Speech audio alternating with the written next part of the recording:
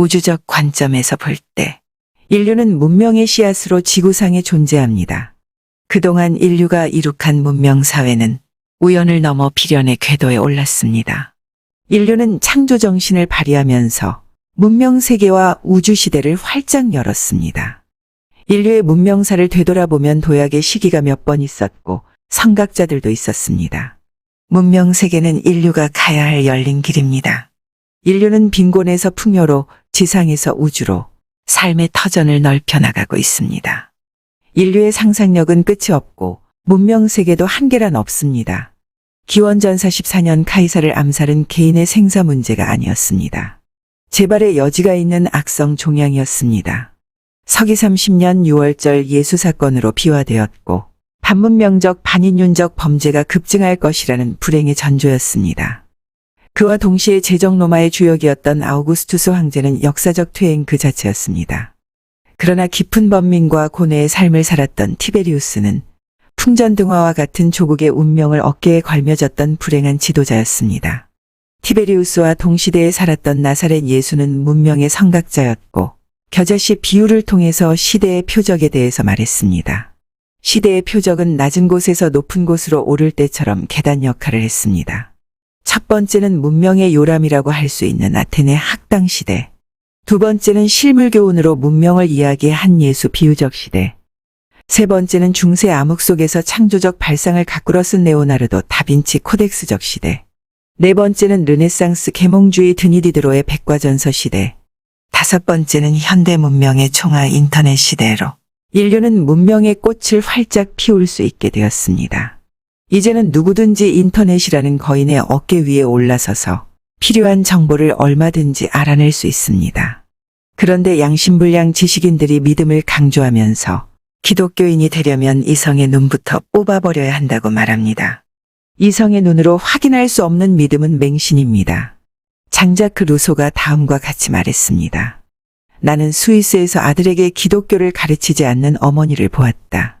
그 까닭은 이 조잡한 가르침에 만족해버리면 이성이 깃들 나이에 이르렀을 때 보다 나은 가르침을 경멸하게 될까봐 두렵기 때문이다.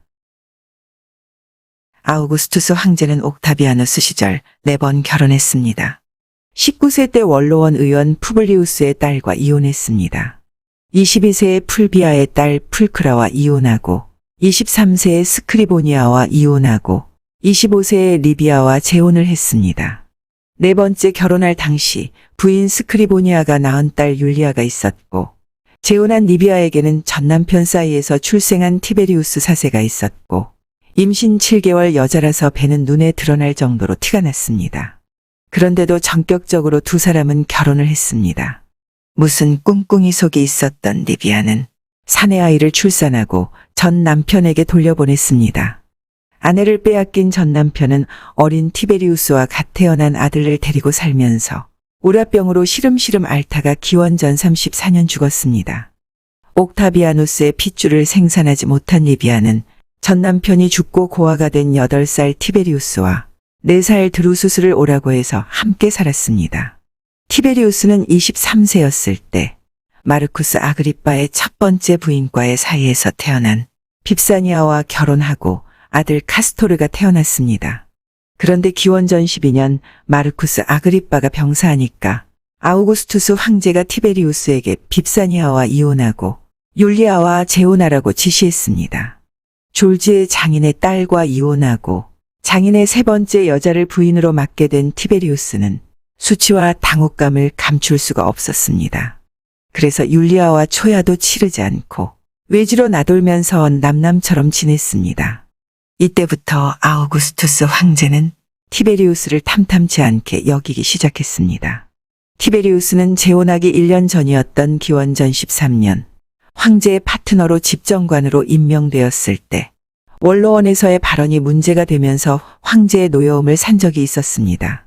제국 영역의 광대함과 로마의 패권 밑에 있는 민족의 다양함에서 생겨나는 통치의 어려움은 언제나 있기 마련이고 모든 권력이 한 사람에게 집중되는 것은 최선책이 아니라고 봅니다. 재능이 풍부한 사람들이 힘을 결집하면 대로마 제국 통치의 어려운 과제를 슬기롭게 풀어나갈 수 있습니다. 이런 말을 한 것도 못마땅하거니와 황제의 유일한 혈육 율리아와 재혼을 했으면서도 부인으로 인정하지 않았기 때문에 아우구스투스 황제의 미움을 살 수밖에 없었습니다. 기원전 6년 티베리우스는 모든 공직에서 손을 떼고 로도스 섬에 갔습니다. 그러다가 8년이 지난 서기 2년 황제의 부름을 받고 로마로 돌아왔습니다. 티베리우스가 돌아오기 1년 전 율리아는 전 남편 아그리빠 사이에서 태어난 딸 아그리피나를 비롯하여 5자녀를 슬하에 두고 있었습니다. 그런데 어느 날 갑자기 외간 남자와 간통을 했다면서 황후가 원로원에 고발했고 외딴 섬으로 유배당했습니다. 간통 사건 당시 상대 남성은 율루스 안토니우스였습니다. 마르쿠스 안토니우스와 황제의 손인의 옥타비아 사이에서 태어난 안토니우스는 기원전 13년 법무관을 지냈으며 집정관을 거쳐 속주 총독까지 지낸 유능한 사람이었습니다. 황제가 각별하게 생각하니까 황후가 율리아와 간통으로 엮어 제거했습니다. 모든 가능성을 사전에 차단하기 위한 조작, 간통 사건이라고 의심하는 사람들도 있었습니다. 율루스 안토니아 입장에서 보면 기가 막히고 원통한 일이 아닐 수 없었습니다. 그는 부친 마르쿠스 안토니우스를 닮아 체격이 우람하고 영리했습니다. 그러나 그에게는 변호사를 사서 무죄를 주장할 기회가 주어지지 않았습니다. 체포 즉시 죽이라는 판결이 났습니다. 안토니우스는 치욕스레 죽는 것을 원치 않았기 때문에 스스로 목숨을 끊었습니다. 율리아가 유배지로 갈 당시 그녀에게는 5자녀가 있었습니다. 장남 가이우스는 18세, 장녀는 17세, 차남 루키우스는 15세, 차녀 아그리피나는 12세, 막내 포스투무스는 10세였습니다. 장남은 소년병으로 출정했다가 전사했고 차남은 황제의 후계자 반열에 올랐다가 누군가에게 죽임을 당했습니다. 기원전 6년 로도스 섬에 갔다가 돌아온 티베리우스는 기원전 9년 전방시차를 하다가 빙판길에 미끄러지면서 낙마할 때 부상당한 동생 드루수스가 후유증으로 사망하기 전 아들 게르마니쿠스와 클라우디우스를 부탁한다는 유언을 한 바 있었습니다.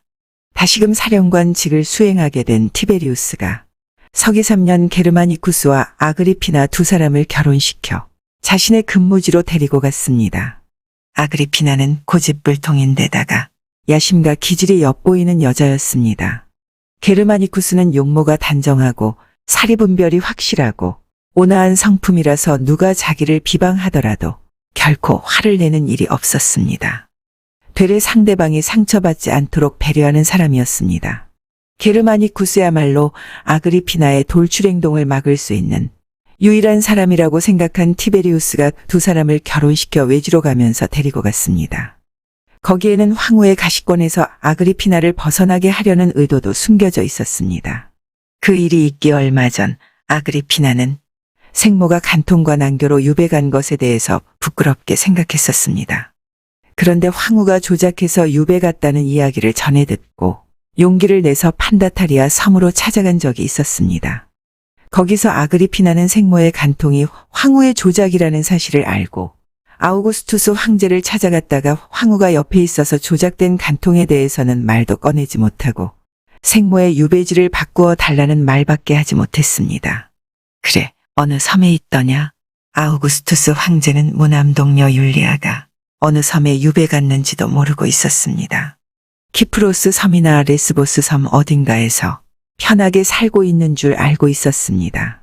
아그리피나의 요청으로 율리아는 이탈리아 반도 남단과 시칠리아 섬 사이에 메시나 해협의 항구 도시 레기움으로 유배지가 바뀌었습니다.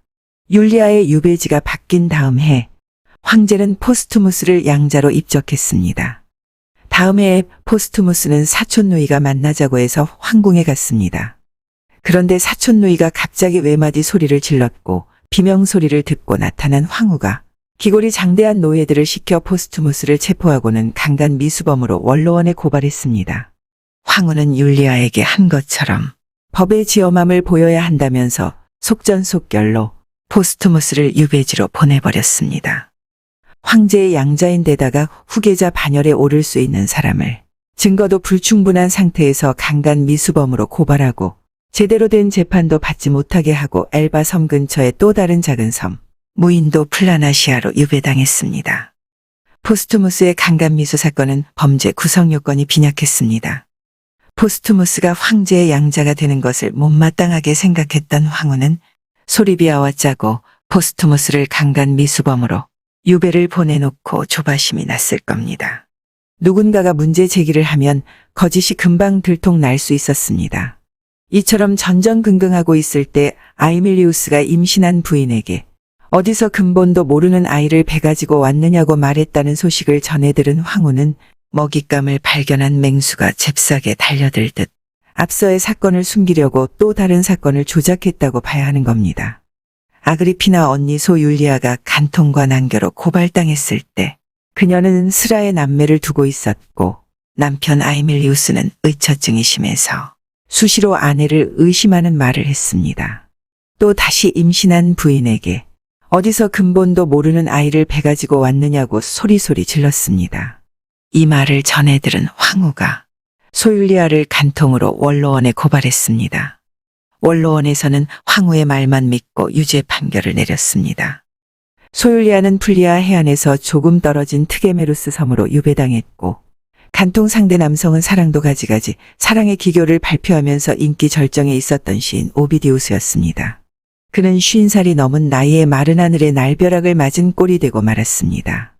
오비디우스는 소율리아와 일면식도 없는 사람이었습니다. 그런데도 간통을 인정하면 죽음만은 면할 수 있다는 말에 속아 간통을 시인하고 흑해의 연안의 토미스로 유배당했습니다.